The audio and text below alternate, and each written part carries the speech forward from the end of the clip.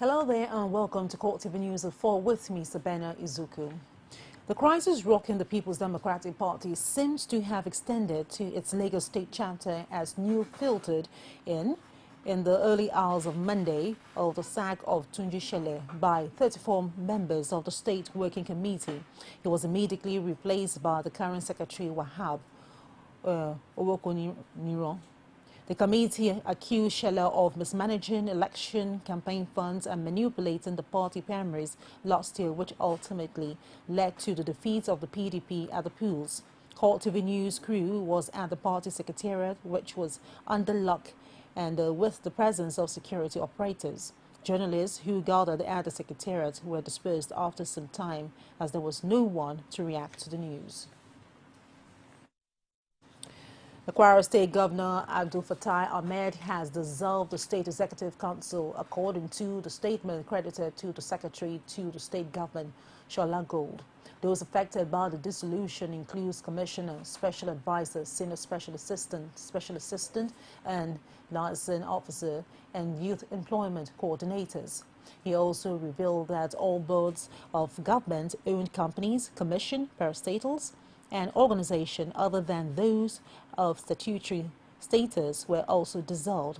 Gold says all commissioners are advised to hand over government properties in their custody to the permanent secretaries, while heads of other MDAs must hand over to the most senior officers in their establishment. Governor Abdul Fattah Ahmed expressed his appreciation to all the affected political office holders for their immeasurable contribution to the success of his administration in the last 4 years and wishes them success in their future endeavors.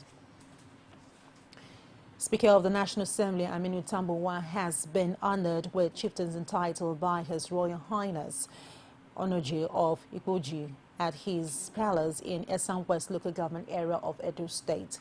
The title, Onosejele of Ikpoji, meaning God sent, was bestowed on Aminu Tambuwal by His Royal Highness the Onoje Ehiadame of Ikpoji Kingdom for being a man of uncommon character and exemplary leadership style in the face of challenges. Our Edo State correspondent has more. Just few days to the May 29 handover date, Speaker of the House of Assembly and Sokoto State Governor-elect Aminu Tambuwal has already begun enjoying goodwill of Nigerians across the country. He was recently honored with a traditional title by the Onoje of Okpoji in Esan local government of the Edo State. The monarch assured Tambuwal of the Okpoji Kingdom support in every sphere of life, as he has now become the son of the land.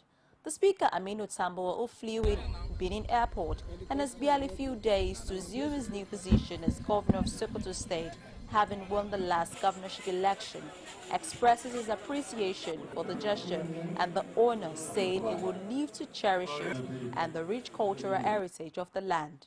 You appreciate the title given to you by Okpoji people, and how ready you are to defend it. You are our son. We will not fail to defend you with any instrument at our disposal. In appreciation of the honor, Tambuwal thanked the people of Okpoji and prayed God to keep the Royal Highness, while assuring him that as soon as the APC-led administration comes on board, justice will be done to everyone, irrespective of tribes, religion, and party affiliation. I received several of their messages when we were going through the travails that we had to pass through in the National Assembly, and particularly the House of Representatives. The Speaker was accompanied by Patrick Iriele, a member representing that constituency, among all the notable personalities who graced the occasion at the Palace of the Onoje. President Goodluck Jonathan says he is leaving office with conviction that the average Nigerian appreciated what he did in the last 5 years. This, according to him, is because of the manner he had touched the lives of ordinary people.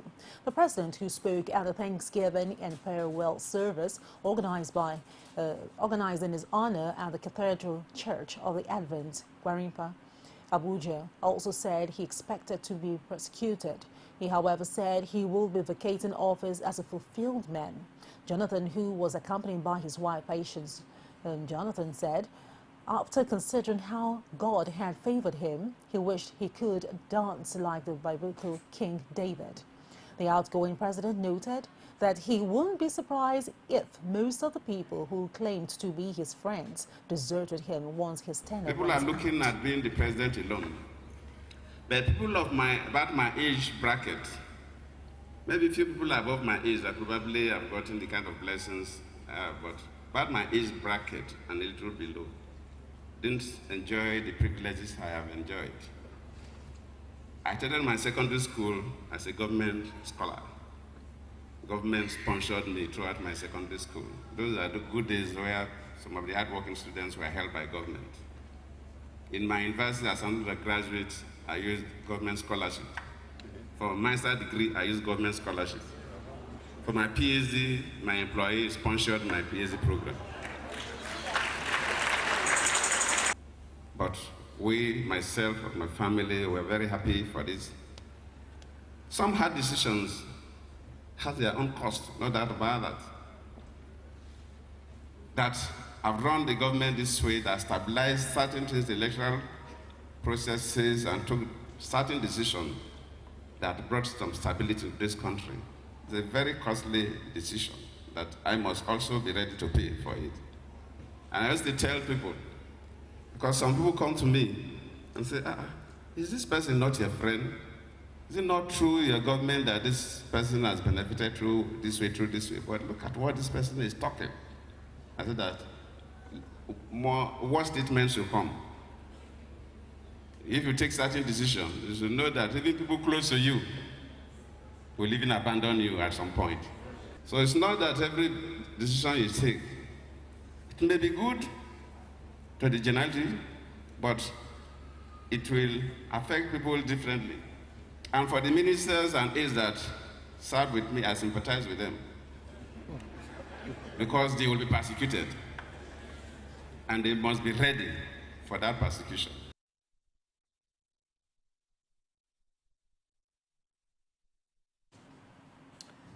Following statements credited to President Goodluck Jonathan on Sunday, the All Progressive Congress (APC) insists the incoming administration of Muhammadu Buhari will not persecute anyone, contrary to the outgoing president's statement. Jonathan had urged his ministers and aides to prepare for hard times, as he expects them to be prosecuted. But APC says that only the guilty need to be afraid. In a statement issued by the National Publicity Secretary, Lai Mohammed, of the APC in Abuja, the APC insists that only those who have played poker with the nation's destiny must be willing and eager to clear their conscience before man and God. The statement reads, however, the hands of the incoming government will not be tied by those who have chosen to play the victim and exhibit a persecution mentality. Whoever has any reason to be afraid must lay bare such reason before Nigerians. APC insists that under the climate of change, the Nigerians had ushered in with their votes. Only the guilty needs to be afraid, and those with a guilty conscience on account of their actions in the public sphere must clear such so they can be at peace with themselves. The party reiterated that the priority of the incoming government will be the welfare and security of long-suffering people of Nigeria, and enjoined all citizens to support the administration in charting a new path for the country, away from the rapaciousness and impunity of the past years. The senior special advisor to the president on public affairs, Doyin Okukpe, on Sunday said Nigerians misunderstood President Goodluck Jonathan's calmness for indecisiveness. Okukpe, who stated this on his Facebook, described Jonathan's greatest Nigeria's president as the greatest Nigerian's president. He stated that in a few days, President Goodluck Jonathan will bow out of office gracefully and graciously, and that history would judge differently, adding that he would be remembered as a great man, a good man, humble and humane, purposeful and focused, a great African hero who fought against all manners of evil and conspiracies, religious, ethnic, national and international, and lost the war, but ultimately triumphant because of the inherent goodness that God Almighty disposed in him. He recalled that Jonathan had said his ambition was not worth the life of any Nigerian. he meant what he said and stood by what he said, even to his detriment and millions who believed in him. Okupe stated the presidential aide urged Nigerians not to wait for Jonathan, rather weep and pray that our nation will remain united and stable, that its people will prosper, and that God will guide our incoming leaders, he added. Minister of Finance Ngozi Okonjo-Iweala says that despite the various challenges facing the country, the national economy will not collapse. The minister, in a statement issued by her special advisor on communication, Paul Nwambuiku, disclosed this during a chat with journalists in Abuja. In the statement, she claims the administration of President Goodluck Jonathan had put in place solid economic legacies for the incoming government, noting that allegations that the economy was in ruins were untrue. The statement read, despite the economic challenges the country is facing, Jonathan administration is leaving some solid economic legacies for the incoming Buhari government. So the allegations that the economy is in ruins are absolutely untrue. The minister also advised politicians and opinion leaders not to degenerate the economy because negative and false comments on the economy could have negative impact on the economy, the exchange rate, the stock market, and reduce investors' confidence. Senate leader Victor Indoma Egba has condemned attempts to politicize his decision to lead a cross-river state delegation to the president-elect Muhammadu Buhari. Indoma Egba said this in Abuja on Sunday while reacting to a statement credited to leaders of elders of the Cross River State chapter of the All Progressive Congress. The group, led by Eyoinsa Ekpo, had in a statement described the Senate leader as leading a group of political gold diggers to visit Buhari in an attempt to reap where they did not sow. Indoma Egba, who spoke through his media aide Ignatius Uzuebulam, said, "For the avoidance of doubt, I clearly stated during the visit that I was leading a non-partisan group to see the president-elect. He advised all those who had doubts about the roles he played before, during, and after the struggle for Bakassi to take time out and Google his name and the subject. According to him, apart from his thriving legal practice, he has spent the greater part of his adult life serving the people across River State in various capacities." The leader also said it was too late in the day for him to be looking for a job because his legal practice is waiting for him as he leaves office. He, however, stressed that he remains committed to his political calling. He also said nothing stops Ekpo or anyone else from leading their own delegations. Northern elders have described the 2015 election as non-violent revolution. They also say Nigerians proved the rest of the world wrong by ensuring a peaceful electoral process. A delegation of the Northern Elders Forum led by Maitama Sule also told President-elect Muhammadu Buhari during a visit to focus more on security and ensuring a united Nigeria. Responding, the incoming president says his priority are security, job creation, and provision of adequate power supply. Mr. President, sir, you know what we have gone through. I am not asking you, and I know you will not, to discriminate against any part of Nigeria, but I am asking you to do justice to all parts of Nigeria. Justice will bring about peace. Peace and stability are the prerequisites of development. Development will bring employment. With employment, you will not have idle people. An idle man is a devil's workshop.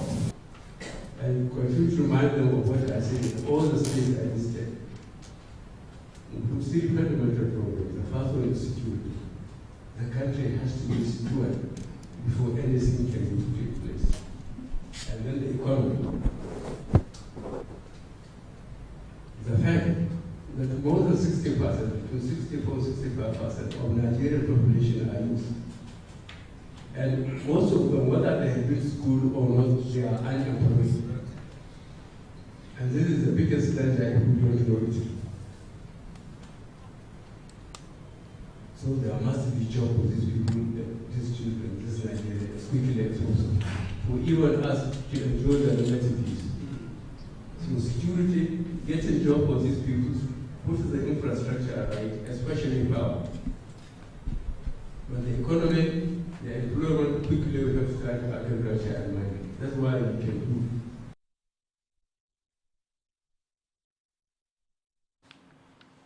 President-elect Muhammadu Buhari on Sunday said the change Nigerians are expecting cannot happen overnight. Buhari also said the incoming administration will, in the short term, lay emphasis on agriculture, mining, to deal with the challenge of youth unemployment. He said this while receiving an audience members of some northern groups led by Matama Sule and the Northern Elders Forum in Abuja on Sunday. According to him, the talks before the Northern Elders, especially the clergy, is to help sensitize the public that the change they desire and voted for cannot happen overnight. He pointed out that it took 16 years to destroy the nation's economy, noting that the nation earned more within the last 16 years under the People's Democratic Party than it did since 1914, but that most of it was frittered away. The Senate is insisting that the Supreme Court does not have the powers to stop the National Assembly amending the 1999 Constitution. The spokesman for the Senate, Ainaya Abaribe, said the court erred by barring federal lawmakers from performing their legislative duties. He argued in a statement issued in Abuja that the law does not allow one arm of the government to stop another arm of government from performing its duties. Senator Abaribe said the Supreme Court cannot stop federal lawmakers from legislating, but noted if it indeed made that pronouncement, the action amounts to misreading its powers. Powerful forces within the People's Democratic Party have mounted fresh pressures on its embattled National Chairman Adamu Muazu and other members of the National Working Committee to resign before the 29th of May. It was learned that senior party members comprising governors and associates of President Goodluck Jonathan had launched a plan to ratchet up the pressure on Muazu in the days before the May 29th handover. However, Muazu has repeatedly said he would not resign. The governors and Jonathan's closest aides have been in a long-drawn battle with the NWC, with both sides trading blames over who was responsible for the party's defeat at the presidential poll and poor outing at the governorship election. Allegations of betrayal and diversions of campaign funds have been peddled by both sides since the ruling party lost its bid to govern Nigeria for another 4 years.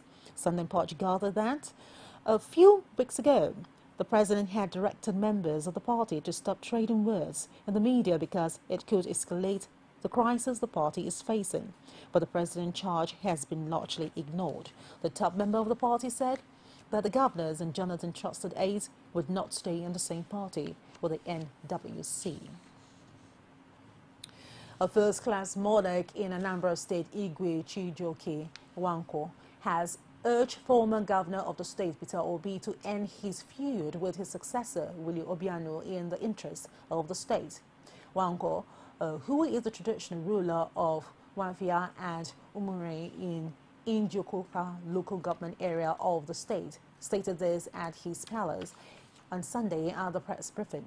He said Obi should be grateful that the man he brought to succeed him was doing well in every ramification. He said whatever could be the cause of the misunderstanding between Obiano and Obi ought to be resolved by now in the interest of the state. The monarch spoke against the backdrop of the just concluded general elections, where the former governor allegedly worked against the interests of his former political party, the All Progressive Grand Alliance, in favor of the People's Democratic Party. Nwankwo enjoined the people of the state to rally round Obiano in his bid to positively change the face of the state, especially in the area of security. Lagos State Governor Babatunde Fashola has emphasized the role of adequate database for the citizenry in the efforts of government at providing dividends of democracy in the country. Fashola made the assertion after collecting his national identity card from the Director General of the National Identity Management Commission, Chris Onyemina, at the State House, Ikeja. Fashola insists the initiative will assist government in proper planning. For his part, Chris Onyemina explains that, aside serving as a national identity card, the card could also be used for financial transactions. You watch CoreTV News on the hour at 4. We'll take a short break, and when we return, the news on the hour continues. Just stay with us. One continent, 54 countries, over 2,000 languages, but united in similar interests. As news breaks, we give you in-depth analysis around Africa every Monday on CoreTV News. Welcome back to the news. For more information, you can reach us on our social media platform, and that's on facebook.com/CoreTV News. And on our Twitter handle, at CoreTV News NG. For news updates and other programs, you can stream us live on youtube.com/CoreTV space in the news. The National Population Commission has announced the commencement of the 2015 National Education Data Survey from the May 11th to August 14th. The survey, like the National Demographic Health Survey, takes place every 5 years and is the third in the series that will be conducted in Nigeria by the Commission. The previous ones were conducted in 2004 and 2010. The NPC chairman, Eze Duru-Ihioma, in an address read by the Ekiti State Director, Adeniyi Badiaro, in Ado-Ekiti, says, the survey was designed to generate information on the educational status of the Nigerian population. According to him, it is the household that took part in the 2013 NDHS that will be eligible for the 2015 NEDs. In that survey, approximately 38,522 households were successfully interviewed, and the goal is to perform a follow-up needs with the subset of the original sample, promising that the information will be treated with absolute confidentiality, and the NPC boss urged the respondent to be patient and provide truthful answers to interviewers. A group, Adamawa Progressive Movement, has called for the probe of 22 billion naira expenditure incurred by Adamu Fintiri B6 they owed administration. It will be recalled that Fintiri, Speaker of Adama House of Assembly, assumed office as acting governor following the impeachment of Maritala Yanko in July 2014. Fintiri was later removed by the Federal High Court. The convener of the group, Sunday Wujara, made the call at a press conference in Yola. Wujira said the probe became necessary as some of the projects allegedly executed by Fintiri administration were cited in areas controlled by insurgents. He said Fintiri administration cited projects in some villages of Madagali and Michika local government areas which were no-go areas. Wujira observed the lack of proper accountability has been the bane of development in the state, adding that the APM had taken it upon themselves to henceforth seek property and accountability from the government in the state. National Orientation Agency has warned civil society organizations and the media against exposing victims of domestic terrorism to stigma by displaying pictures of internally displaced persons. The NOA Director General Michael Mary said in a statement that the caution has become necessary following the result of a recent appraisal by the Intelligence Community Committee, ICC, of reports on the status of women and children. Rescued, he said the appraisal showed that exposing faces in the flight of victims could undermine efforts reintegrating the victims in the communities. The NOA Director General also commended the efforts of emergency workers and providing seeker for the internally displaced persons, as well as rehabilitating and reintegrating them into society. The Yobe State Agency for Control of HIV/AIDS on Saturday commenced HIV/AIDS screening for over 4,000 Nigerian returnees from Niger Republic who fled at the wake of insurgency. Farida Mahmoudou, Executive Director of the agency, said the agency found it necessary to establish returnees' HIV status to check the spread of the virus. According to the news agency of Nigeria, over 6,000 Nigerians, mostly inhabitants of Lake Chad, have returned to the country to pave way for military operations against insurgency. The order for the relocation was given by the Nigerian authorities. Mahmoudou emphasized that some of the returnees lost their wives and husbands and may soon remarry to start a new life. Hence, it is important they know the HIV/AIDS status. No fewer than 40 cultists, suspected kidnappers and armed robbers were on Saturday paraded at the headquarters of the Cross River State Police Command in Calabar. Addressing newsmen during the parade, the state's police public relations officer, Hogan Bassi, said the suspects were arrested at different locations within the state. He said dangerous weapons, including locally made pistols and axes, were recovered from the suspect. This is coming merely few days after rival cults groups identified as Vikings and Scorpions clashed in the Calabar South areas of the metropolis, which was said to have claimed some lives and property. An aged man and local chief in Calabar South area, whose name was not disclosed, was among those paraded for allegedly aiding and abetting cult activities. It was learned that the man's two sons, who were suspected to be members of one of the cult groups, fled when the police raided their home. Meanwhile, the head of the Criminal Investigation and Intelligence Department in the command, Salami Ganiyu, attributed the successful arrest of the suspect to proactive security strategies. Ganiyu said the suspect will soon be made to appear before the Federal High Court for prosecution. Of the 275 persons that were rescued and handed over to the National Emergency Management Agency by 23 Armored Brigades of the Nigerian Army about 2 weeks ago, 63 children were unaccompanied by 6 women have been confirmed pregnant.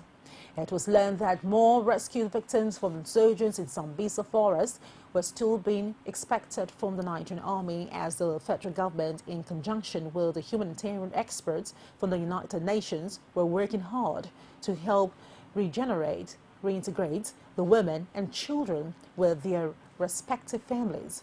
NEMA's Senior Information Officer Sani Dati said that the rescued victims were being catered for in various camps by the agency and the UN. He noted that the UN Residence Coordinator in Nigeria, Dauda Toure, and the NEMA's Director General, Mohammed Sani Sidi, assured the rescued women and children of social, psychological, and health support before they reintegrate with their families. The duo made the pledge when they interacted with internally displaced persons at Makoi Camp Yula. The NEMA DG said a mobile clinic had been deployed for medical screening to identify those who need treatment, while the agency, in collaboration with UN agencies, had mobilized a team of experts in psychotrauma and counseling and medical doctors to provide all the necessary medical care to the rescued. He said most of the rescued children were severely malnourished and had eye infections. Torre told the rescued women and children that the world and their families had missed them, but the UN agencies will support the Nigerian government in providing the needs to facilitate their reintegration with their communities. The governor of Anambra State has commissioned completed multi-million naira projects in 2 schools in Onitsha, the commercial city of the state. The projects are part of Governor William Obiano's commitment to improving the academic and infrastructural standards of education across public and mission schools in the South Nigerian state. They were completed through the functional relationship between state government and the mission. A hostel and refectory worth 64 million naira and a perimeter fence constructed at Queen of Rosary College, QRC, and Anglican School, Secondary School, Onitsha, were part of the projects. Expressing appreciation to the government, the principal of QRC, Reverend Sister Mario Nwankwo, commended the state governor for the residents of Banawa. Says most of them in the area now rely on commercial borehole operators and water vendors, popularly called Mirua, for their daily water supply. Only few houses are privileged enough to have boreholes within them and are slightly immune from the problem, but the lack of electricity to pump water becomes a problem. And away from that, as First Baptist Church dedicated today to celebrate Mother's Day all over the world, the Owerri branch of the mission did not isolate themselves as they unanimously joined in the 2015 Mother's Day celebration. Our correspondent Ajibade Awefeso tells us more.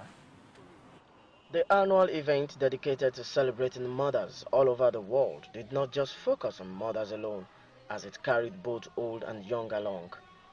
The senior pastor who gave a sermon on the topic, a woman of industry, emphasized strongly on women, urging them to be positive-minded in all they do and make sure they put God first at all times. Children, proper orientation of the children and respecting the husband, even when she is crushed by the husband.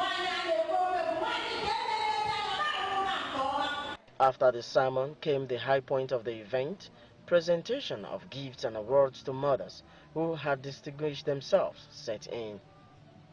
While talking to CoreTV News, the president of the Women Missionary Union of First Baptist Church Owerri said there are rewards for hard work, and that is what has come to many mothers today. For hard work, and it is biblical. So because of that, we want to use today to appreciate our past workers, those who put in their services to God and even to man. They were devoted. Some of the participants also expressed their view as they commend the efforts of the association. Well, our achievements succeeded in visiting some of our women and also support them in some areas, financial support, especially to those who need it. I so much thank God for giving us a brighter weather, and the congregation we are all happy of today's event. Because she is the child of God, and we work for God to bring glory to God. That is why. Another interesting phase of the event was the cutting of the cake, where every department of the church was represented in cutting it.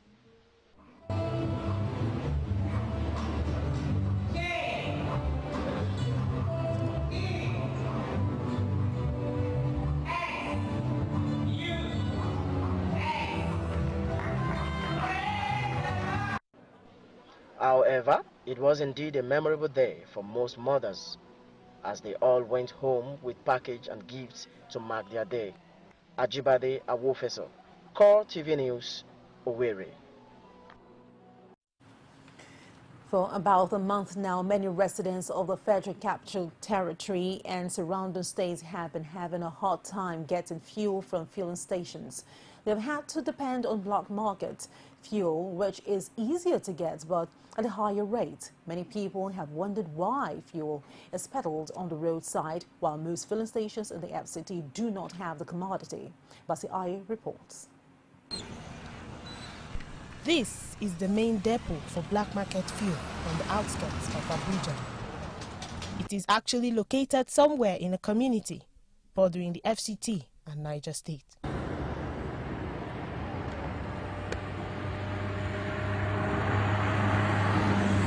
The site here in Tunga is indeed something to behold. Here, one is greeted with the presence of several empty fuel tankers parked by the roadside. But on the other side is this thriving depot of black market with 25-liter kegs of fuel littered everywhere. Delivery men are having a field day, moving in and out with full stock of a commodity that is scarce at filling stations. There are also a few motorists waiting to have their car tanks filled. Musa Abdullahi is one of the men running these black market operations. What's happening now? We go police station buy the fuel 130, we can sell at 170, 180 for our places. Now make fuel no drive for our place. Business is really booming here as attendants and delivery boys could be seen attending to their various tasks. This man, who we were told is the chief operator, leaves no doubt on the success of his business, even though he refuses to speak on camera. But the man who passes for an assistant manager is willing to speak. We buy a gallon of 25 liters for 3,500 at the filling station, and we sell for 4,000 naira and gain 500 naira. For this man, the lingering fuel scarcity in Abuja and surrounding states is a blessing, and they won't mind it continuing for a while longer. Basia Ye, CoreTV News, Niger.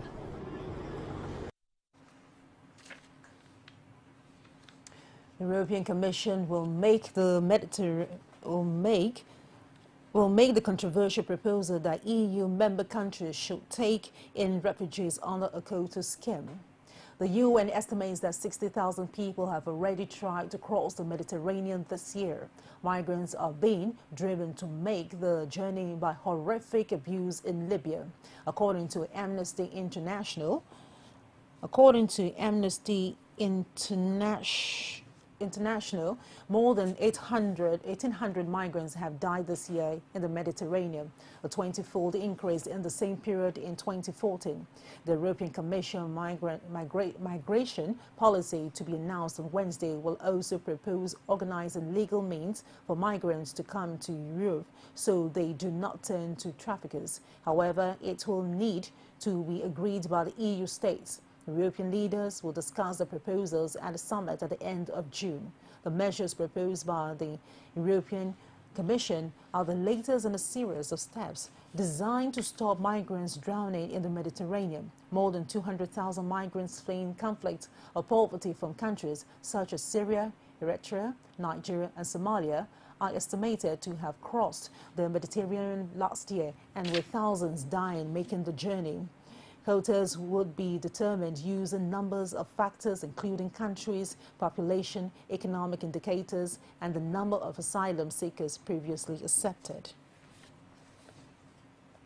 Libya has criticized EU proposal to authorize the use of force against people smugglers taking migrants across the Mediterranean to Europe.